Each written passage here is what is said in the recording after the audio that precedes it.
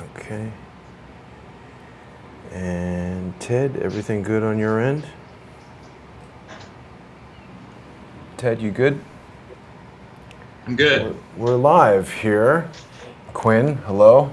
Lovely to Hello. see you live, as always. Good to see you.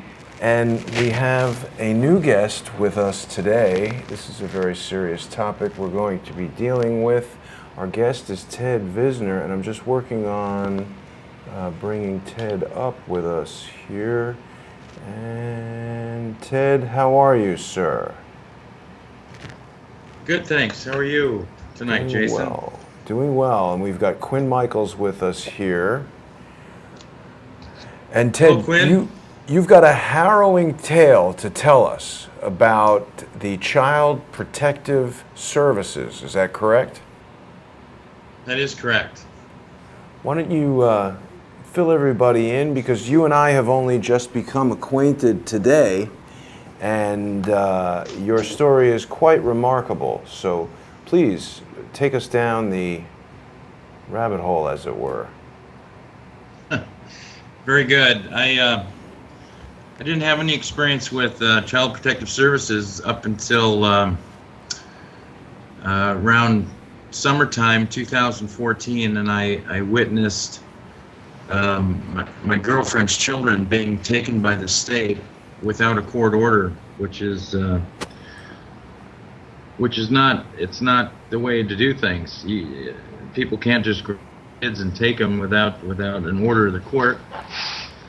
So I tore into it. I started investigating the court rules and their procedures, their manuals, how they're supposed to do things, and I discovered they're supposed to have a court order, obviously, before they take your child.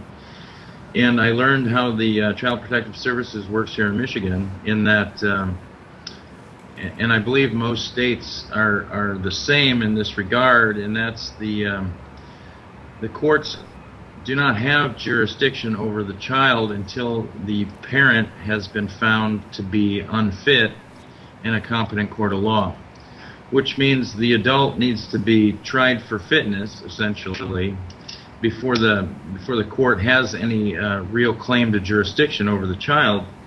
And having seen my girlfriend go through this with her 3 children, and the fact that they were taken, her name's Danielle Austin, was totally heartbreaking just to watch. They must have given you some reason, right? Well, sure, yeah. She had a dirty house, and there was dirty dishes in the sink, and they showed up one day and talked about getting third-party services involved that never did get involved. Her children were basically taken on the same day she was called into court, and her children were taken in the morning without a court order. She was called on the telephone and told to be in court that same afternoon. And when she went to court, she was immediately given or assigned a court-appointed attorney that just basically acted as the cattle gates at a slaughterhouse, guiding and directing her in for the slaughter.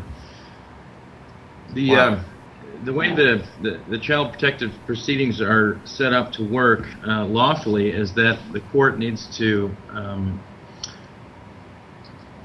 perform all of the checks and balances, essentially offer the parent due unfit before they can jurisdiction over the children. And in this case, and in many cases here in Michigan, they skip completely over the adjudication phase of the respondent parent and jump immediately to acquire or assume jurisdiction over the children, which is a horrible violation of due process. Right. Now, Ted, I don't know if you're aware of Quinn's story, but he's had some experience with Child Protective Services, right? Yeah, I had to call him a few times. Tell us a little bit about that, Quinn. Well, the part of the story Oh yeah, that's a little difficult to deal with. You might want to take that. Yeah, that's so odd hearing myself Sorry. talk. Thanks, Yeah. man. But yeah, it's a difficult because when my son told me about his mother's family's involvement in the satanic practices, I felt very much a state of despair, and I called Child Services to have a safety check done, and Right.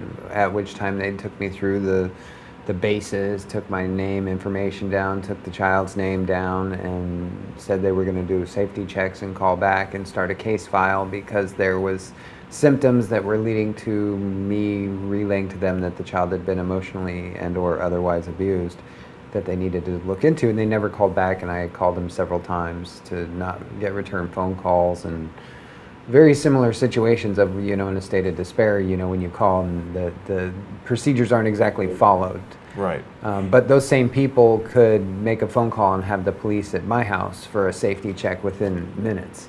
It's weird how that Yeah. works. So, I mean, you're the father, you're calling Child Protective Services saying the mother is engaging in psychological or other abuse, and nothing happens. And Ted, in your case, your girlfriend, she's a single mother of 3 children, did you say? 3 children, yes.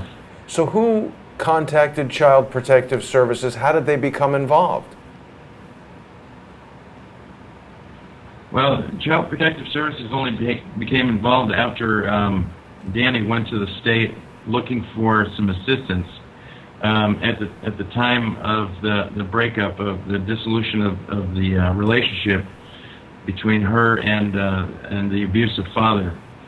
The father had moved to Pennsylvania, got an apartment on his own, and was basically telling her not to go to the state for help because then he'd have to pay child support, et cetera, et cetera, et cetera. Huh. And threats. And are you still there? Yes, Oops. still here. Okay. So the father very likely called CPS, is that it? When she went to the state to get some state assistance for a minute until she got on her feet, the state realized she had 3 children, obviously, and that her youngest child was partially handicapped with autism.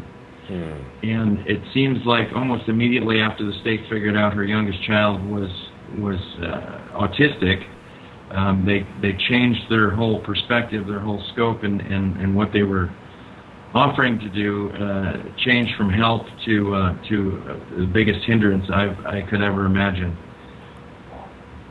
Why do you think they did that? And well, if you look into the federal Title IV program, you find out that the states and counties are actually paid by the federal government for every child put into foster care. And this dollar amount is exponentially more for handicapped children. So there's financial incentive to the states and counties to take children from their biological parents and place them in foster care. That's really sick. It is sick. It's completely evil. So she found herself not in a position to handle her own case, and she got help from her parents. Her parents helped her hire a lawyer, and her paid lawyer was actually worse to her in court than the court-appointed attorneys were. Jeez. In that basically just lambasted her as a client in court. Why would he do that? His name. Well, this particular lawyer was hired, and then he was fired for doing very questionable ethically things with regard to representing Danielle in this case, and he was fired. And in this case, Isabella County, Michigan government got a hold of this lawyer named Kelly Lambert and forced him to be in the court on a hearing after he was fired, and gave him the floor for about 12 minutes to just lambaste his client, which was Daniel Austin. Jeez. And that presentation was recorded and posted on YouTube, on my YouTube channel. His name is Kelly Lambert. If you go to my YouTube and search for Kelly Lambert, you'll actually get to hear what he said about her in court after. What is that YouTube channel? Ted Visner. Okay, I'll bring that up and we can play that for people. And also, for people who want to learn more about this, I'm going to bring up the Ted Visner YouTube channel, and everyone can go there and check it out and subscribe to Ted. So we've got that up on the screen right now. Which video is it, Ted?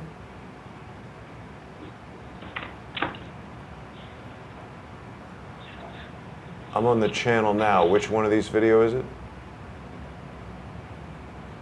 I think you can search my channel directly. You'd want to search for Kelly Lambert. Okay. Okay, so Ted's got close to 6,000 subscribers. Hopefully we can help him bring that up. Let me play just a segment of this. Attorney Kelly Lambert slaughters his own client after being fired. So let's bring the audio up here. Yeah, can you stay here? Okay, Sorry. well, we're here today because, well, in this bar here, we're regarding that license. We're here because the mom apparently filed a motion in council. Have you had a chance to talk to your client about this? Your Honor, I've had numerous discussions with my client yesterday. I learned of this motion yesterday. I received the fax terminating me. I learned there was actually a motion at 4:45 last night.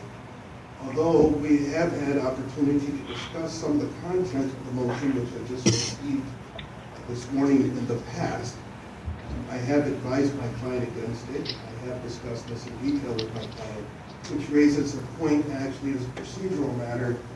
With the court's permission, prior to the arguing of this motion by my client, right, I have to move to withdraw, Your Honor.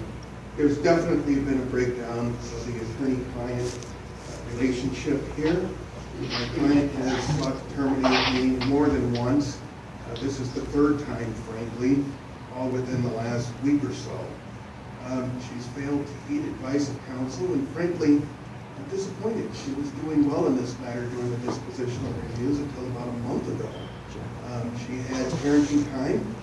Well, now, we can't have anyone in the audience talking while the attorney is talking, so everyone please. She had parenting time, Your Honor. That has gone backwards. Currently, at this point in time... So, Ted, what we're hearing, of course, is the attorney, as you said, lambasting your girlfriend, who is his client in this case. And of course, people can subscribe to your YouTube channel and review that video in depth at the Ted Visner YouTube channel. So why don't we carry on with the conversation and tell us some more firsthand what went down and what the status is. Well, in Danny Austin's case, I tore the case apart. I learned the Michigan court rules with regard to her case, and I figured out where the problems were and what had actually happened. Because I cared. I cared that this woman's children were being taken from her. That she was treated like a fourth-class citizen, and her rights were being trampled at every juncture. She was treated like she was a slave, completely ignorant to the law, and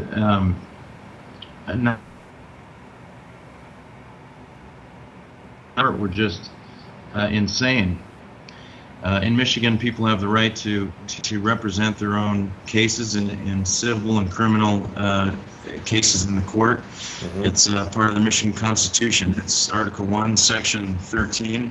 Pro se, of course. That allows people to represent themselves. And in Danny Austin's case, she wasn't allowed to do that for herself. The court actually forced another attorney on her. Really? Against her will, and then at that point she refused to participate. But getting to the base of the problems here in Michigan, there's 83 counties in Michigan, and they all look to the court rules, which are created by the Michigan Supreme Court. And our Supreme Court here in Michigan has created Court Rule MCR 3.920H, which I don't have brought up here right now, but essentially what that says is that if proper due process isn't followed,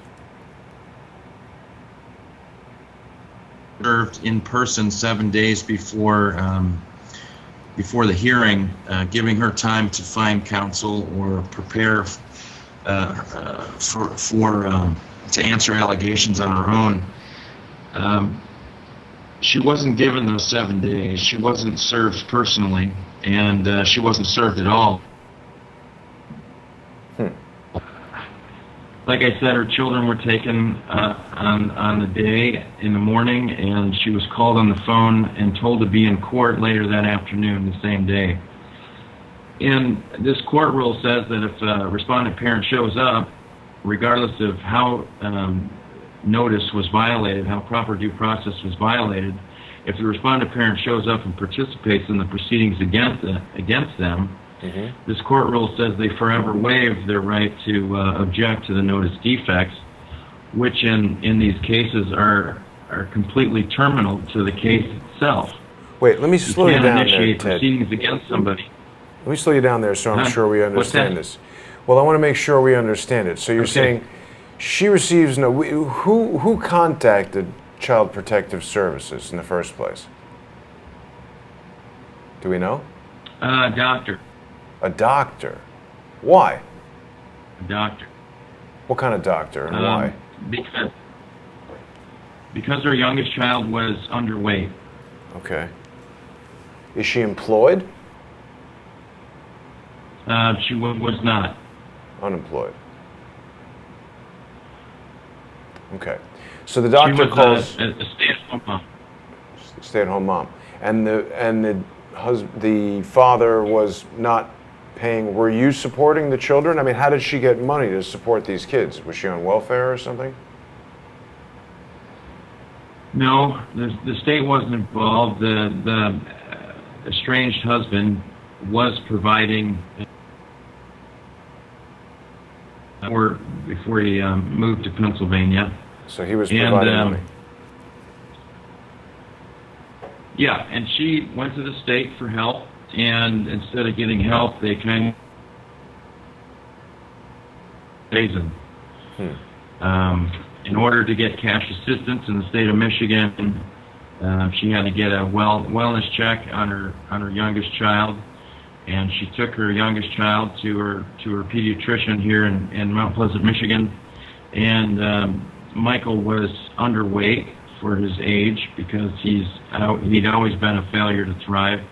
He'd had a lot of different medical issues from the time of birth, including a defective heart valve, and had a feeding tube, and was autistic and couldn't communicate. Boy. Wow. And basically a full-time care for him as a child was Danny's job. And I see. because he was underweight, the doctor reported that he was underweight, and these attacks just started coming. Wow. The youngest child, Michael, was taken to the University of Michigan Medical Center, where Michael and his mom spent 14 days under close observation, and no abuse or neglect was found or reported by the University of Michigan, who'd actually been basically Michael's, the youngest, primary care physician for his entire life at the time, and he was 5 years old. Wow. So were you surprised that this doctor would call CPS? Well, doctors are what are known today as mandatory reporters. To CPS. They get in trouble now if they see a patient that's underweight or could be abused or neglected and they fail to report it. The doctor can actually get in trouble these days. Huh. So what we have is an overabundance of reporting because the doctors are looking to cover their own rear ends with regard to the patients they're seeing. Sure. Okay. So how long has Danny been separated from her children at this point? 4 years. Oh my God. 4 years. And does she see them at all? Well, she'd love to. In fact, she'd love to have custody of them. But once Daniel Austin figured out what was going on and that the courts were acting outside of their lawful jurisdiction and contrary to Michigan law, and actually kidnapped her children, and when these things were brought up in court, instead of the state working to help her, the state actually worked to bury her even deeper. What the state did at this point, after this Kelly Lambert was fired and lambasted her in court, the state worked with the estranged husband and suggested he file for divorce so that the state could give him sole custody of the children and solve the whole kidnapping crisis. Okay. So instead of the children going with the best, most responsible parent, they actually went with the abusive husband. Okay. So For they're placement with of the children. their father now. Is that what you're saying? Yes, that's correct. And the father will not allow her to see them. He's made it difficult in every way. She started off with visitations, and then visitations were scheduled when the children were in school and couldn't attend their own visitation with the mother. And the alienation started on day one and is still going strong today. So the father is sort of poisoning the children's mind against the other parent. That's something that you've experienced as well, Quinn, isn't it? Very Well, much so. certainly those things happen when, in this type of situation. The father didn't want Danny to go to the state to get help because then he would have been approached by the state to pay them back for child support. And now Daniel Austin's paying child support on 3 children that were kidnapped by the state and given to the abusive father. Wow.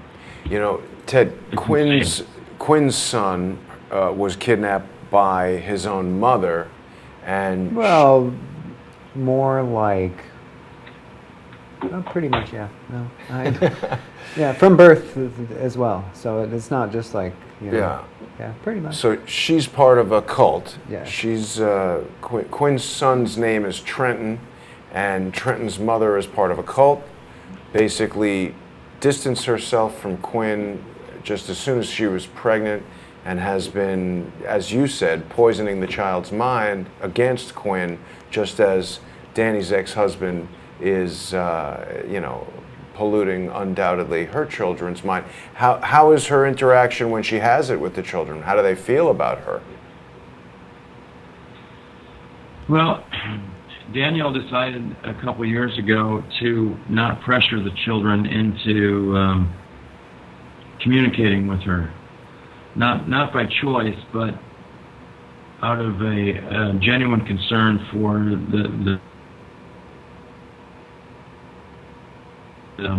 forcing them into doing something that made their home life with their father more difficult wasn't something that she wanted to do. She didn't give up, but I think she saw the bigger picture with regard to the psychological well-being of the children. She's opened communications on social media. The children have her phone number. She's just not pushing right now for confrontation with the ex-husband because that forces a lot of the same things onto the children that she left them for to begin with, and it's kind of a hard thing to understand, but I've come to understand it. I don't think I could do that myself, but it was a very adult decision that she made, I believe, in an effort to reduce and minimize the stress on the kids. the torment, Yeah. the stress on the kids, and then the torment for the kids. So Ted, what can be done now at this point? Is there anything that we can do or the members of the crowdsourced community can do to help? What is it that you're hoping to achieve? Well, Daniel Austin and I prepared and submitted a petition to the Supreme Court of the state of Michigan as proponents for change, which is outlined by the Michigan Supreme Court as the correct procedure to get the Supreme Court to address things like this unconstitutional court rule is 3.920H, which basically cuts the legs off of respondent parents when they go to court by skipping entirely the adjudicative phase of the proceedings against them, so that the court can take immediate jurisdiction over the children. This intentional evil, conspired deprivation of due process rights is not just wrong, it's a federal crime. Under Title 18, Sections 241 and 242, the conspired deprivation of due process rights under color of law that results in a kidnapping could in effect impose a sentence of death on those who offend this or who break this law as federal law. Wow. And this is being, these laws, this deprivation of due process in Michigan is being promulgated and created by the Michigan Supreme Court. That's crazy. You seem very knowledgeable in the law. Have you ever been a lawyer or anything like that? No, those bar lawyers would never have me in their circle for sure. But it does seem that you are, or at some point were, running for sheriff. Is that correct? Yes, I ran for sheriff in Isabella County in 2012. And were you successful in that run? Well, I believe that I was. The two-term incumbent I ran against did not campaign at all against me. When I was running neck and neck with him for sheriff of Isabella County, this two-term incumbent had probably thousands of signs to put out, and none of them got put out, mainly because he's got a very odd name. His last name is Metashevsky. And if people would Google Metashevsky's name, they would actually end up on my websites, where I spoke very openly and candidly about the Good Old Boy Club in Isabella County, and how the judges were running rickshaw over the people, and how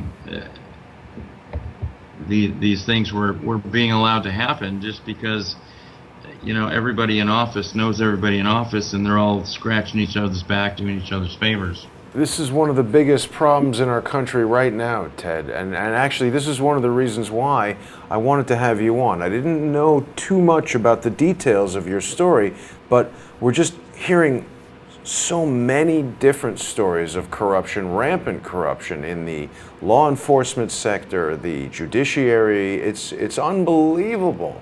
And then when I meet people like you who are taking these things into their own hands by the proper way, by running for office, and obviously you've studied the law quite a bit, I presume that that's something that the courts and the judges and the people who are doing these things don't really expect that people will do, to find out that they're actually violating the law. What can we do to affect a change here? Well, in my experience, it's not about recognizing corruption, because these criminal elements in government wear an allegation of corruption like a badge of honor. Wow. Well, because there are no sentencing guidelines for corruption. Corruption's not a crime. So when the allegations of corruption start mounting up on people, like Isabella County Prosecutor Retha Scully, who I've got, I actually witnessed her tampering with a jury in a criminal trial where I was the criminal defendant, for misdemeanors, for driving without a license and not having a license plate. And I watched her assemble the jury, and people don't really understand how easy it is for a county prosecutor to pick all of the jurors that end up in the box. Even if they get rid of a few, for misdemeanor cases anyways, they only need to have confidence in 7 jurors, and that includes an alternate. So I was able to see that firsthand when I was prosecuted for misdemeanors in Isabella County. And when I watched Risa Scully and Judge William T. Urban do this in Isabella County, I reported on it and put a lot of heat on. Risa Scully's husband is a Michigan State Police trooper, and I believe that he's even been in Risa Scully's court and been found not guilty. Wow. Just some really crazy stuff. And now this Risa Scully has been called up to the Michigan Attorney General's office. So, you know, when I talk about people being accused of being corrupt, it just seems like they propagate up the chain faster. And now this woman, Risa Scully, the prosecutor in Isabella County, has resigned to take a position in the Michigan Attorney General's office. And This I've got is a lot really to say about Michigan's Attorney General too. very disconcerting, because obviously someone who is, I mean, this looks like a fairly young woman. You see this picture of her, right, that I have on screen? Have you got it on the screen? I'm not seeing a picture. Oh, okay. Well, it says Isabella County Prosecuting Attorney Risa Scully, and she looks like a woman in her 30s or so, and I mean, she's, as you describe, engaging in rampant corruption this early in her career, and she's moving up through the chain. This is a very scary, disconcerting situation, because someone who is that prone to corruption now, it certainly doesn't seem like it's going to get any better, at least not to me. So what's happening with her now? Her husband is a state trooper who's getting into trouble and coming into court, and he's getting her out of trouble. Is that it? Well, you know how the Good Old Boy Club works.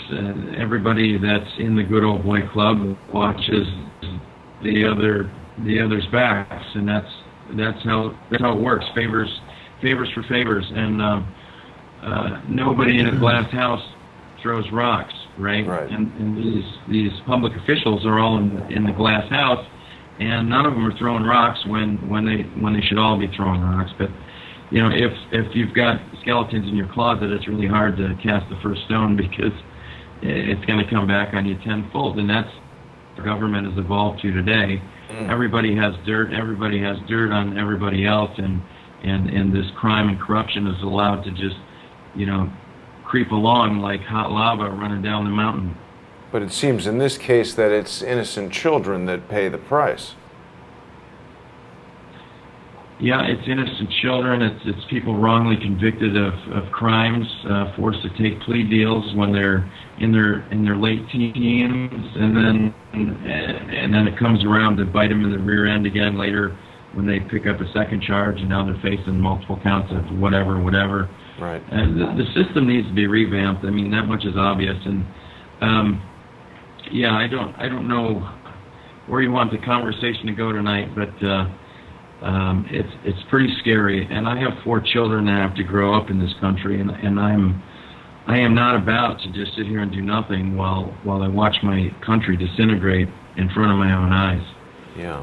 This is the kind of thing that people need to make a stand about. Absolutely, and that's another reason why I wanted to have you on the show. Now, Quinn, did you experience any of this kind of corruption in your court cases in family court and dealing with Trenton? I experienced a lot of the leverage that they use against you when you're in a less than optimum position. Because what they did for me is, years ago, they used a car accident that I was in to get a restraining order against me. How did they do that? Well, I was in LA and I got run over by a car, and My son's mother wouldn't answer the phone or respond to communications, and then made it look like I had left at that time and got a restraining order against me and wouldn't return phone calls. So you were in the hospital or something? I was in bed for a year after I got run over by a car. And she wouldn't answer your calls? At all. And so eventually I got her to agree to let me see my son only if I signed over full custodial rights. I could have visitation, but only if I signed over rights. So they forced me to send these letters every week, and if I missed a letter, I had to start over. And then in order to see my son when he was 8, I had to sign over full custody to her. And then she would give me like every other weekend and like 1-hour phone calls. And then as I started the visitations, that's when my son started telling me about his mother's involvement in this corrupt organization. Being the Satanic, the cult, the right? cult, Not yeah. the court. So, see, that's got to be a terrible feeling to know that someone else has taken control of your child and your life, and you can't interact with him and all that kind of thing. it's the worst feeling you could ever imagine. I mean, you know, no one's going to believe you. I mean, so I know what they're kind of going through. You know, everyone's going to start questioning, going, "Oh, was there drugs involved? Was there abuse involved?" They're going to start looking for things, Yeah. and before you know it, the whole system and situation gets what I call awkward. Right. Where you have what's called PAS, and I did a lot of PAS? I did a lot of research on this. It's called parental alienation syndrome. It's where one parent leverages the child against the other parent for a specific motive, Right. and they get the children so that they do all the abusive work towards the other parent. Wow. And it's really abuse of the child because they don't know what they're doing. Yeah, and so the child actually becomes an abuser to one of the parents, and that's what happened to me. Is my son became my abuser. He came over and started feeding me the lines that his Psychological mother's abuse. psychological abuse, silent treatment, withdrawal, not wanting to be involved, like not even, you know, wanting to really do anything. I mean, pretty much basically just saying go away so that way I get my mom and my real family and you don't matter kind of stuff. Wow. And so I did a lot of research into this parental alienation syndrome. There's only one way out. One parent has to leave. Wow. That's the only way out. If the parents can't stop and work for the common good of the children, one parent has to leave, otherwise they destroy everything. Well, and that's exactly what Ted is saying and that Danny did. That's also what happened in my situation. They served me court papers over Facebook that I was... What? Yeah. I got served court papers over Facebook with them accusing me of bringing all the satanic stuff into his life and me doing it. And they didn't give me enough time to respond to the case. And so I lost by default because I got served on a Friday afternoon, and the case was on early Monday morning, and I was in... I forget where I was at. I was in like Mount Shasta. That is not proper service. That's No. amazing that was allowed to be done. Well, it was established because she made it look like she didn't know how to contact me when she had my email, she had my phone number. She only gave her lawyer my weird Facebook account that I used for development and my Twitter account, and the lawyer was like, okay, we're just going to send this to his social media. The lawyer's got to know that that's not proper service. I mean, Ted, what Quinn is saying now is kind of reminding me of what you're talking about, because they really don't care about adhering to the law or proper procedure. It's just about, you know, getting you in a position where, you know, you're in the court and they start some kind of process that then is out of your control and you're sort of screwed, right? Well, that's the way it works. I can. Ted? Whoop, we lost you there for a second. It's That's the insane. way It it really is works. insane. Yeah. Well, it doesn't work, and that's why we're here. It doesn't work at all. Yeah.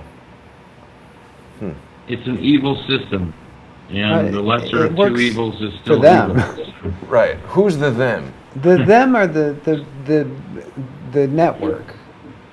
So you think this is This is part of a similar network of people who figure out how to corrupt the system And get money for and game the system.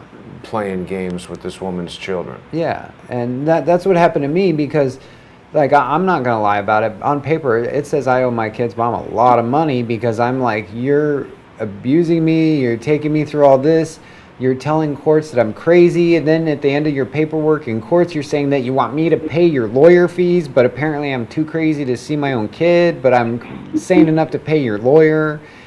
And so it looks that bad, and they made it look bad by years and years of silent treatment, years and years of separation anxiety, years and years of PTSD, and over this time they collect, just like what you're seeing with our web smears, Yeah. they collect enough circumstantial evidence. They start referring back to that. Yeah, so because when I got hit by a car, they had that restraining order against me, I'm screwed forever.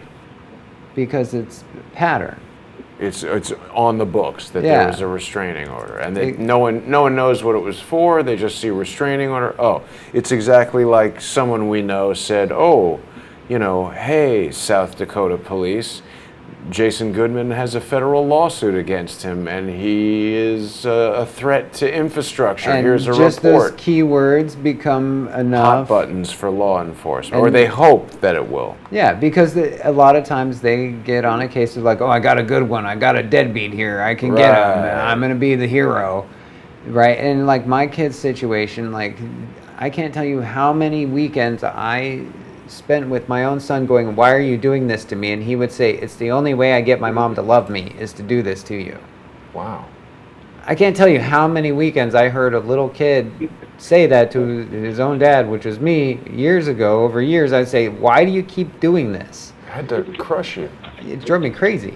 And I couldn't win because they had 2 weeks to work with the kid, and I had 2 days, literally not even, I had 40 hours. They would give me from Sunday at 7 p.m. or Friday at 7 p.m. till Sunday at 3 And p.m. he's like programmed against you. Yeah, and then I would get him to the point where he would just start communicating, and then he would go back, and then they would reprogram him after 2 weeks. I mean, so what they're dealing with the PAS and the defunct parent syndrome, a lot of that for people without like a support network or without the support of the legal system, you're screwed. The parental alienation says there's only one option if you can't work it out. One of the parents has to go away. And that's what you chose to do. I didn't choose to do it. The kid told me to. Well, He told me to. And after my kid told me to go away, he said it's the only way his mom is going to love him and give him good food. whoa. And that because she was horrible at feeding him. Like I had to secretly pay for his school lunches. Like I had to secretly buy his shoes and his jackets. She would send him over to my house in the middle of winter in a pair of Vans and a sweater. And it was snowing out. I thought she has a lot of money. She's got a whole family support network. But she would make the kids suffer as long as I was around. So he would associate that negativity with you. Yeah. Wow. Ted, does this stuff sound familiar? Is this the kind of, I mean, obviously Danny hasn't seen her kids in years, but is this the type of warring that went on? Well, absolutely. The kids are miserable if they're expressing any interest in wanting to see the estranged, the non-custodial parent, because it creates hardships or inconvenience rather for the custodial parent, and to do that they got this and that going on, blah blah blah, excuse after excuse as to how and why it makes their life uncomfortable, and that gets passed directly on to the children. And that's the alienation. That's part of what reinforced that decision.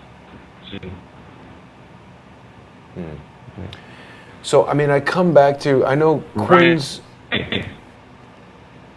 you're breaking up there a little bit, Ted. Say again? Well, I know Quinn's situation is unique in that the cult aspect of it and, all the stuff we've been through in many of the conversations that we've had. I come back to the question, Ted, of what can we do here moving forward? How can we, we're having this conversation, we're broadcasting it out on the internet, there are people who are going to hear about it. Is there someone to write to? Is there, I mean, it's every day we're talking to people who are wrongly imprisoned or not getting their rights protected when they go to court. Where, I mean, we see even playing out at the top, the Department of Justice, we've got this Inspector General report coming out tomorrow that's going to hopefully tell us how corrupt they are, but who can change this?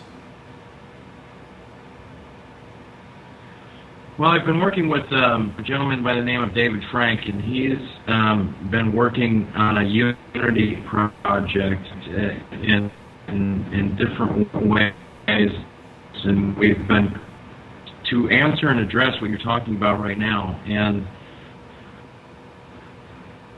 it's felt that through a combination of systems that are available to us, like social media, there's also public broadcasting, local public broadcasting channels,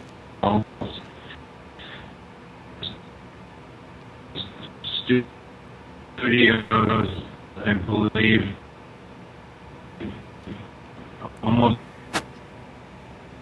We're kind of losing you, Ted. Ted, maybe if you kill your video, perhaps we could dedicate the bandwidth to audio so we can hear you? Can you kill the video, Ted? And we'll just go audio only? Hello? Can you hear me? Suddenly better, yes. Yes. And now you're frozen. Okay. Ted, if you can hear me, kill the video and let's try audio only, because I want to hear this piece of what you're sharing with us. Ted, have we got you? Let me see if I can bring him back here. I think we've lost him. It's a terrible story, and we're hearing all these different stories from people who are just not getting justice in the court system. We'll try audio only here for Ted.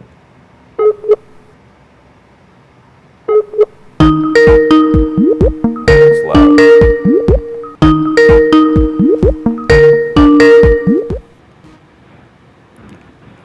Ted, have we got you? Ted? Oh, well, I was trying to do audio only so that we could preserve the bandwidth for your audio. Can you kill the video camera? Ted, can you hear me? All right, I think we're gonna have to try this another way. Ted, can you hear me? Just do, okay. Let's do audio only, Ted, if you can hear me.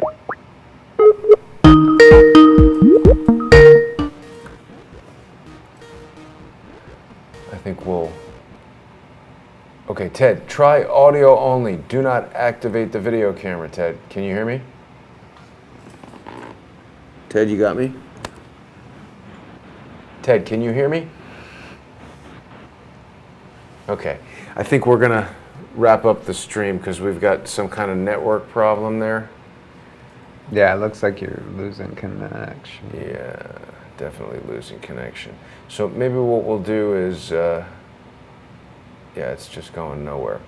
Well, yeah, okay, thanks for that great comment. This person will now get blocked.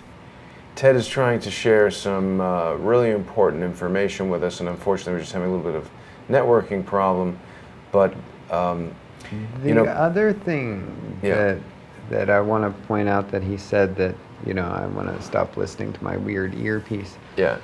Is the accentuation of the child being autistic and being taken to a university for testing. The kid being autistic. See, autistic kids are pinpointed by the process people for development of AI, for pattern recognition. Autistic kids are amazing at secret patterns, puzzles, patterns. You hear several terms that when we put videos out on the internet, there's all the autistic kids that will dig it apart and research it and get all stuck in it. So the fact that when Ted said that they intervened when the youngest child was declared autistic and they found one reason of being slightly underweight, which for children of that type of disability is very common to have an underweight child because they're always moving, curious. Well, they can't communicate. He said he was non-communicative. So he's other health problems with his heart valve and everything. exactly. So they found a reason. So I'm not saying there's anything to it. I'm just saying that I find in my research that there's a heavy focus on autistic children being utilized in regards to high-level AI development for pattern recognition, machine learning. Well, we've always observations. heard that you've got this, savant type of thing where maybe someone who is suffering from autism might have social underdevelopment, but could be a math genius Exactly. or something like that. Exactly, and that's what I call a trigger. So they're trying to find that special capability or there's something. in the But I spectrum. mean, are you saying, Quinn, that the process church and the satanic cults are so embedded in everything that they're Yeah. there in child protective service? Absolutely. Wow. Because the Palantir runs the database for the Center for Missing and Exploited Children. That's true. So their technology, when you look at it like a piece of technology, it's everywhere. You look at the secure drop technology as in almost every news agency for secure dropping of leaks. That Aaron Schwartz That created. Aaron Schwartz. And when you look at it as a piece of technology and not as a person, it's very easy. The kid is a piece of technology? Yeah. To them. Hmm. Because he's not reflecting human skill sets. He's reflecting a machine type skill set, potentially. Let me see if we can just get Ted back on the phone. But that was just one of the things that I observed. The other Yeah. thing is just the parental alienation syndrome. It is a very serious thing. I agree, and that's, I think, something that a lot of people maybe aren't familiar with. So It's a real thing. It's like classified Absolutely. and scientific, and doctors, have done extensive papers and research on it. Yeah, I mean, it makes sense. I mean, it's obvious, and you hear about it all the time when people divorce or get separated or whatever Well- the case might be. And let me just see if we can get him back here. And he can wrap up what he was saying. I mean, this guy's obviously been working A while. tremendously. Yeah, running for sheriff and all that stuff to try to get this resolved. Let's see if we can get him back here.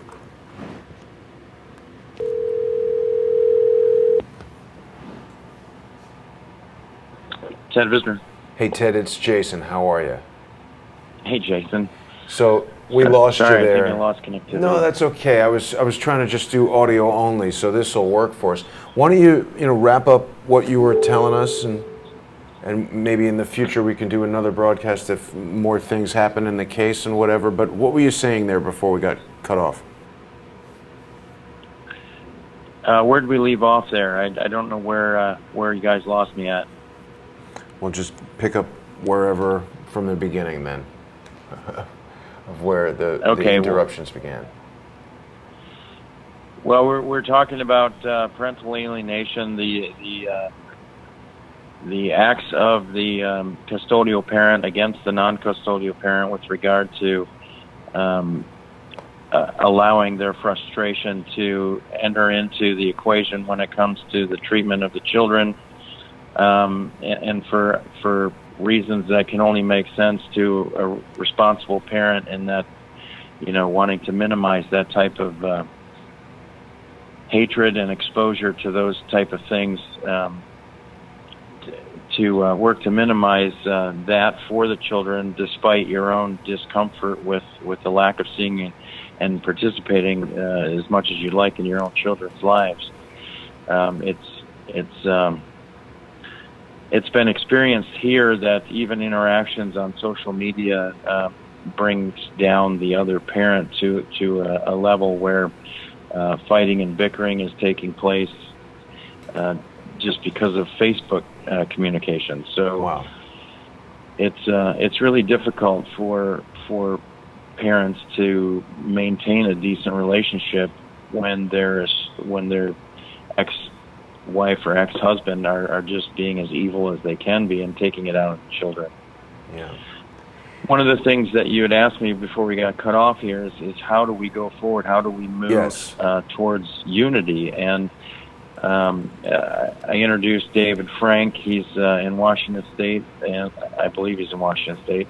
You can find him on Facebook, and he's working diligently on a unity project that involves local public broadcasting and our ability to use local public broadcasting to bring a lot of these different topics to light in our own communities, and even allow people to participate interactively like everybody seems to do on Dancing with the Stars or American Idol, where you use your handset to actually cast a vote one way or the other for different topics that are going on in your own local communities. So I'd like to talk with you more about that later, and I'll share David's information, and he's built a website that has this blueprint on it.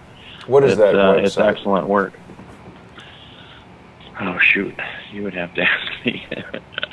It's, hold on here a second. Let me pull it up here. So I Googled David Frank and got a lot of people that might not be him. Arts and Education TV, is that it? David B. Frank? That's not quite. No. My computer just crashed, so it's rebooting. I'll find it here shortly and get the information to you. No problem.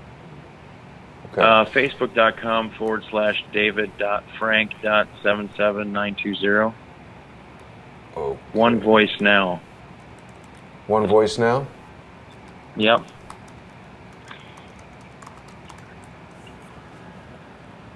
Okay, we got that. OneVoiceNow.org. I think one of the important things that we need to do as you know, people concerned about the future for our children and so on and so forth is start paying attention to the other people that are out on the internet working to fix things and help keep track of them. I'm currently being tried as a criminal defendant where the state's looking to put me away for 16 to 20 years for participating in Michigan's medical marijuana program. For doing what?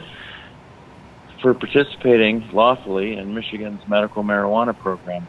Now, why would they? How can they put you in jail for that? Marijuana is legal in Michigan or illegal? Well, the case against me really has absolutely nothing to do with marijuana. I'm working to forward you an image of an officer safety caution that's been created about me that actually works to tell all police that I'm essentially anti-government, and I call CPS activity terrorism and advocate for people to retaliate against the terrorism. Have you ever advocated for people to retaliate against Child Protective Services? Well, in the way that Child Protective Services is run here in Michigan, I don't advocate that people are anti-government. I don't advocate that people take the law into their own hands. I don't advocate any of that. There's a right way and a wrong way to do things. And what I focus on is looking at the crimes being perpetrated against the American people in every state, from CPS, from DHS, from Child Protective Services, from the way they're doing things, which is completely out of line with what their own procedural manuals state that they should be doing. Right. Like taking children without a court order. Yeah. Nearly everybody I've ever talked to knows how wrong that is. You can't do that. It's not doable. Right. But when you tell people that these things are going on, they either look at you like you're dumb or don't know what you're talking about, or they look at you in disbelief and don't believe you. But these things are going on. Children are being taken from their parents without proper court authority. Right. CPS does not have any power outside of the court, and a lot of people don't know that. And now, you told me prior to this call that you're going to be in court tomorrow and you're concerned about the possible outcome. Is that right? Well, in my case, it's just a motion hearing that I've put forward after my lawyer quit. Lawyer quit. Why'd the lawyer quit? My lawyer quit, and at the same time really jacked me up by finalizing a scheduling order where all dispositive motions, there was a close to all dispositive motions, which happens to be at 2 o'clock tomorrow.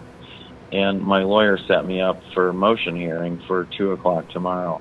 So even though I've got a motion hearing tomorrow at 2 o'clock, the close of motions in the criminal case against me all motions were supposed to be filed and heard before 2 o'clock tomorrow. So I don't even know what tomorrow is going to be about. I've seen more kangaroo stuff out of this Bay City court than I've seen anywhere, and Wow. it's just crazy. Well, I'll tell you this, Ted. If all we do is expose people to, again and again, the ridiculous way in which these courts operate and the loopholes and the way they can, kind of wind you up and just screw you without any, what's the point in court? We hear about people going to jail without hearings and children being taken without court orders. It's really, really bad. Ted, listen, I want to wish you the best of luck in the hearing tomorrow, whatever the best possible outcome can be. And please stay in touch and let us know if there's anything that we can do, if there's anything that the people watching can do, and if there's anything that develops in this case. We definitely would love to hear about it. Quinn, is there anything else you wanted to say to Ted or share with us? Oh man, just good luck. Ted, anything else you wanted to cover before we wrap it up? Well, thanks, Jason and Quinn, for having me on the show tonight, and I look forward to our next show. Hopefully, I'll be a little bit more organized. And I want to reiterate just real quick on that question you asked me. Yeah. What can we do? What can Yes. we do? The answer there is educating ourselves in what is right and what is wrong, and actually pronouncing and putting a finger on these crimes that are being perpetrated against American people. Cops can't commit felonies to call you a felon. And this is kind of what's going on in my current case. Yeah. 2 police officers came to me with fake medical marijuana cards and asked me to assist them in the medical use of marijuana, and I did. Now, that's not a crime. It's entrapment on their part for having come here with fake, fraudulent medical marijuana cards. And do you helping run a people, dispensary? Is that it? No, dispensaries are not legal in Michigan. Huh. And the sale of marijuana is not legal in Michigan. See, this is creating a conundrum. So how do medical marijuana patients get medical marijuana? Why don't they just Well, make it in Michigan, legal? It's so stupid. In Michigan, the Medical Marijuana Act does not authorize the sale of a controlled substance from person to person.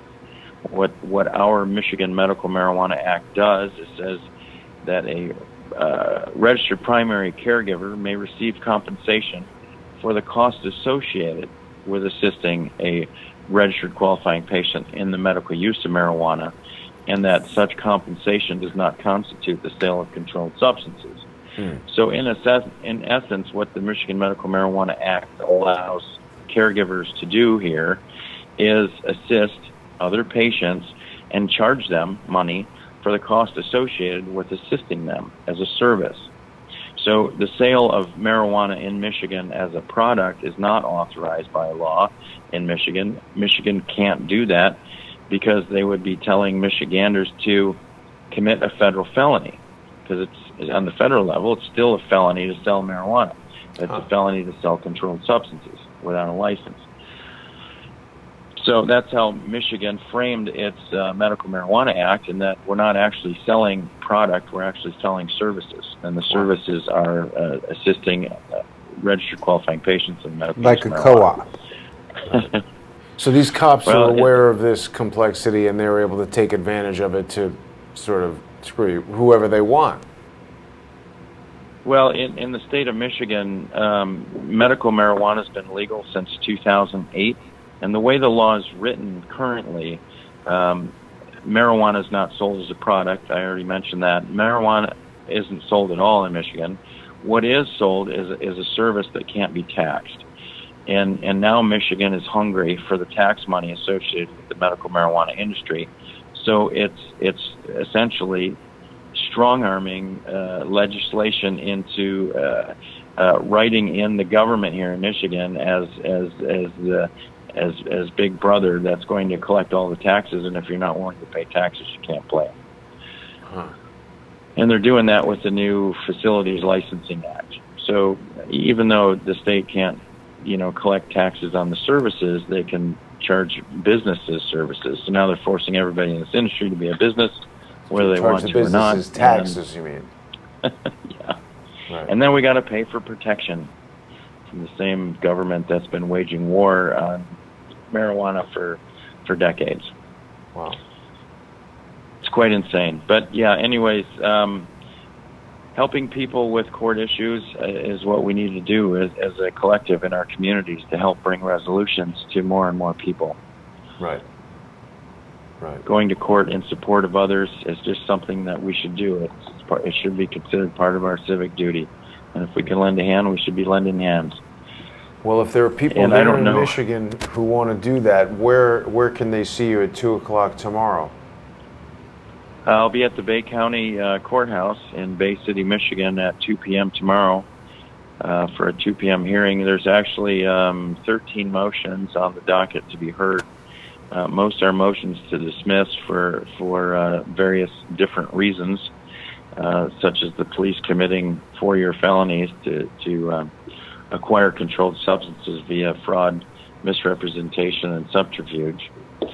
According to MCL 333.7407, we can't have our police committing crimes to enforce the law. That's not how it works. Yeah, I agree with that for sure. Well, Ted, best of luck tomorrow, and I'll look forward to speaking with you again. Follow up and let me know what happened, and we'll do another show in the future and fill everybody in. Very good. Thanks, guys, for having me on at the 11th hour. I really appreciate it, and I look forward to doing it again. All right. And you guys Quinn have a great night, and God bless. You too, Ted. Bye. And Quinn and I will be back tomorrow with some more interesting stuff. Oh, yeah. All right. Thanks, everybody, for Good night. watching.